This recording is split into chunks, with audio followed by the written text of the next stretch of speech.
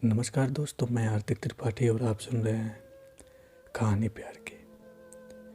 दोस्तों, आज मैं जो आपको कहानी सुनाने वाला हूँ उसका टाइटल है अनोखा रिश्ता, एक तरफा प्यार का। दोस्तों, ये मोहब्बत भी बड़ी अजीब होती है। पास होते हैं तो मोहब्बत की बरसात करते हैं और दूर होते हैं तो मोहब्बत को भूल जाते हैं। हम सभी प्यार करते हैं, साथ जीने मरने की कस्में खाते हैं, एक दूसरे से वादा करते हैं, लेकिन जब दूर होते हैं तब धीरे धीरे प्यार को भूल जाते हैं और फिर से नई जिंदगी की शुरुआत करते हैं। दोबारा उन्हीं चीज़ों को फिर से अपनाते हैं और जिंदगी में आगे बढ़ जाते हैं। लेकिन इस कहानी में रघु के साथ प्यार का एक अनोखा रिश्ता ही रहता है। ये कहानी रघु के कॉलेज समय से शुरू हुई और जिंदगी के एक अलग मोड़ पर खत्म। रघु कॉलेज के समय में थोड़ा नालायक, थोड़ा अच्छा, जब दिल करता तब क्लास करता और जिस दिन दिल नहीं करता तो पूरे दिन मैच खेलता। रघु को क्रिकेट से बड़ा लगा होता और वो धोनी बनना चाहता था। रघु धोनी का सबसे बड़ा फैन था। रघु क्रिकेट की दुनिया का सबसे बड़ा खिलाड़ी बनना चाहता था। कॉलेज के टूर्नामेंट में रघु खेलता था और अपनी टीम का कैप्टन भी था। धोनी की तरह बड़े बड़े बाल, खुद को कैप्टन कूल समझना। हाँ, लेकिन सच में रघु बहुत अच्छा खेलता था, लेकिन पढ़ाई में बिल्कुल कमजोर। रघु कॉलेज में रुचि नाम की लड़की से प्यार करता था, वो भी एक तरफा प्यार, क्योंकि रुचि कॉलेज के प्रिंसिपल के लड़के से प्यार करती थी। रघु ने कई बार रुचि से प्यार का इजहार करना चाहा पर नहीं कर सका। हालांकि रुचि को इस बारे में पता था, लेकिन कोई फायदा नहीं, क्योंकि रुचि विशाल से बहुत प्यार करते थे, शायद अपने जान से भी ज्यादा। पूरे कॉलेज को इस बारे में पता था। एक दिन रघु के खास दोस्त का बर्थडे था और उसने अपने क्लास के सभी दोस्तों को अपने बर्थडे पार्टी में इनवाइट किया था। उस बर्थडे पार्टी में रघु भी था। रघु ने उस बर्थडे पार्टी में काफी ज्यादा शराब पी ली। सभी लोग आए हुए थे और इत्तेफाक से रुचि भी वहां पे थी। रुचि को देखकर उसके कुछ कमीने दोस्तों ने रघु से शर्त लगा ली कि आज रघु रुचि से अपने प्यार का इजहार कर देगा।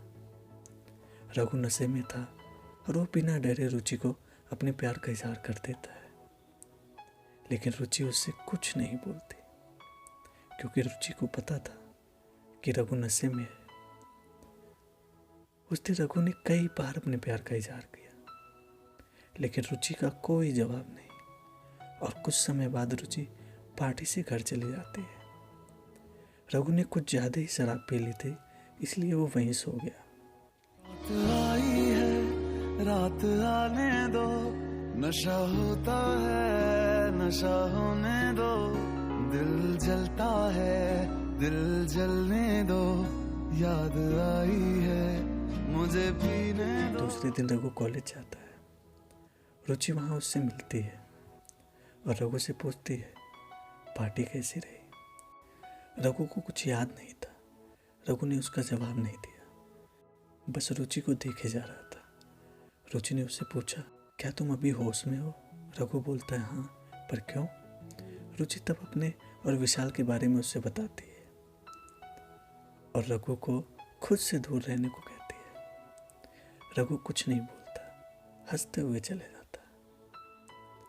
रघु के कुछ दोस्त उससे पूछते हैं, जब प्यार नहीं करती तो क्यों उसके पीछे समय बर्बाद करना, अपने क्रिकेट पे ध्यान दे। रघु उससे कहता है, एक तरफा प्यार की ताकत ही कुछ और होती है, और रिश्तों की तरह तो लोगों में नहीं पड़ती। सिर्फ मेरा हक है इस पे, सिर्फ मेरा। अब कॉलेज खत्म हो चुका था। सभी अपने अपने सपनों को पूरा करने निकल जाते हैं। रघु भी दिल्ली चला गया क्रिकेट की दुनिया में अपने सपनों को पूरा करने। वहाँ नए नए दोस्त, नई नई चीजें, अच्छा खेल। रघु अपनी दुनिया में बहुत ही ज्यादा खुश था। इन सब चीजों से अनजान शायद उसकी दुनिया कुछ और हो। रघु अब स्टेट टूर्नामेंट में खेलने लगा। 3 साल के बाद एक अननोन नंबर से रघु के पास कॉल आता है। वो कॉल रुचि का था। रुचि रघु से मिलना चाहते थे। उस दिन ही रघु का चयन रणजी क्रिकेट में होना था, पर रघु भूल चुका था कि वो क्रिकेटर है। रघु भूल चुका था कि उसका सपना है धोनी बनना। सब कुछ भूलकर रुचि से मिलने लखनऊ चला आता है। रुचि से मिलता है। कुछ देर तक दोनों एक दूसरे को देखे जा रहे थे। दोनों काफी खुश थे। तू आती है सीने में जब जब सांसें भरता हूँ, तेरे दिल की गलियों से मैं हर रोज गुजरता हूँ। हवा के जैसी चलती है तू, मैं रेत जैसा उड़ता हूँ। कौन तुझे यूं प्यार करेगा जैसे मैं करता हूँ। एक दूसरे से कॉलेज की बातें करने लगे। बातों ही बातों में रुचि रघु से बताती है कि वो प्रेग्नेंट है और विशाल अपने घर वालों के डर से मुझे अपना नहीं पा रहा। बस कुछ महीने क्या मैं तुम्हारे साथ रह सकती हूँ? रघु मना ही नहीं कर सकता, बल्कि वो बहुत खुश था। कुछ महीने ही सही रुचि उसके पास रहेगी। रघु रेंट पर घर लेता है। कैसे हुआ तू इतना जरूरी, कैसे हुआ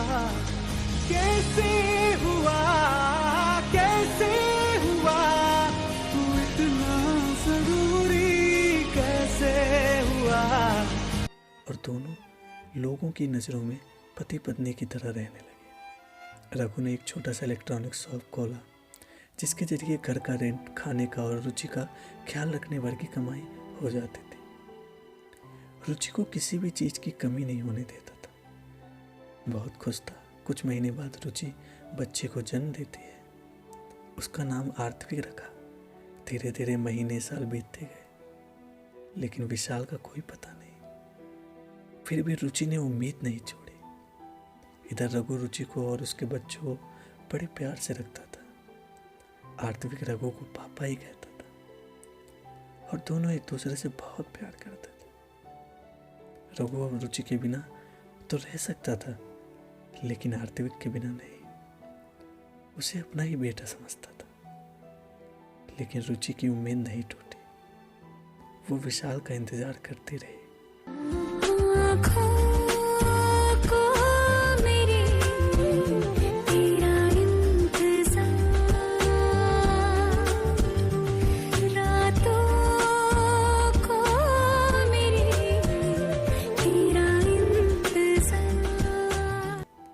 अब रघु का बिजनेस भी आगे बढ़ चुका था। एक दिन रघु शॉप बंद करके घर आया तो उसे सोफे पे बैठा हुआ विशाल दिखा। रघु विशाल को देखकर उदास हो गया।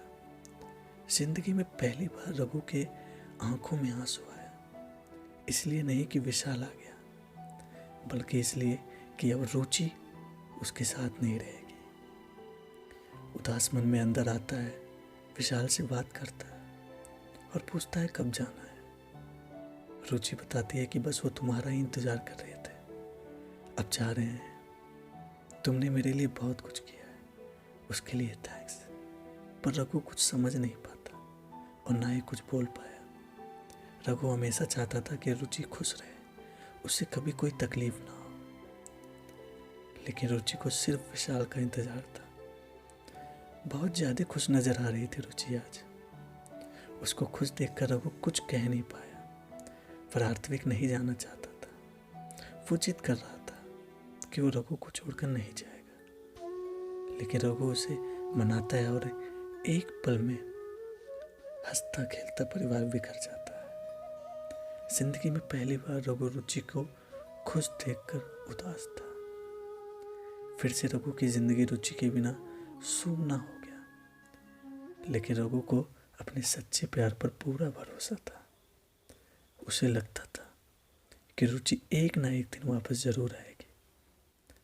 अब रघु रुचि का इंतजार करने लगा। छूटते जा रहे हैं सहारे, कोई रोके कोई तो पुकारे। किस कहानी का किरदार हूँ मैं, जीत पाऊँ न वो हार हूँ मैं। दुआ की किरचियाँ हूँ चुन रहा। कुछ ही दिन बीते थे। रघु सोकर उठा तो आर्थिक उसके पास सोया है। उसे लगा कि वो सपना देख रहा है। आर्थिक को उठाता है, उससे पूछता है, बेटा आप यहाँ कैसे आए? आर्थिक बताता है कि विशाल मम्मी को शराब के नशे में रोज मारते थे, तो मम्मी ने घर छोड़ दिया और मुझे यहाँ छोड़कर चली गई। रघु पूछता है कहाँ, लेकिन आर्थिक को नहीं पता। अब दोनों मिलकर रुचि को ढूंढने लगे।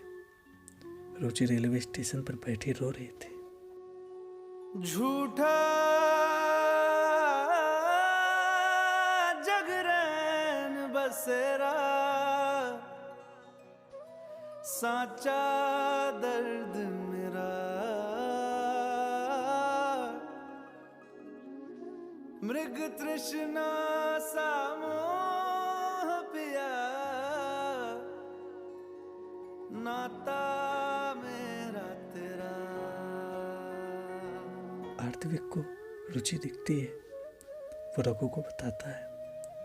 रघु उसके पास जाता है, उससे घर चलने को कहता है। लेकिन रुचि जाती कैसे, जिसने अपना सब कुछ छोड़कर उसे इतने प्यार से रखा, जिसने दुख क्या होता है पता भी नहीं चलने दिया, और उस इंसान को मैंने सिवाय ठोकरे और दर्द के कुछ नहीं दिया। ये सब सोच ही रही थी। रघु ने बिना कुछ भूले उसका हाथ पकड़ा और रुचि को घर लेकर आता है और रुचि से कहता है, इसमें रोने की क्या बात है? तुमने सच्चा प्यार किया था, तुम्हारे प्यार में कोई कमी नहीं है। अगर मैं तुम्हारी जगह होता तो शायद मैं भी यही करता। और उसके आंसू पोंछता है।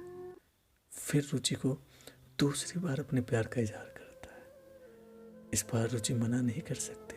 रुचि मान गई और दोनों शादी कर लेते हैं और फिर से अपनी जिंदगी की शुरुआत करते हैं। अब दोनों पहले से ज्यादा खुश रहने लगे। दोस्तों, जिंदगी में जब भी किसी से प्यार करो तो उसकी खुशी के लिए खुद को कुर्बान कर दो, उसकी गलतियों को माफ करो। उसे कहते हैं सच्चा प्यार। धन्यवाद दोस्तों।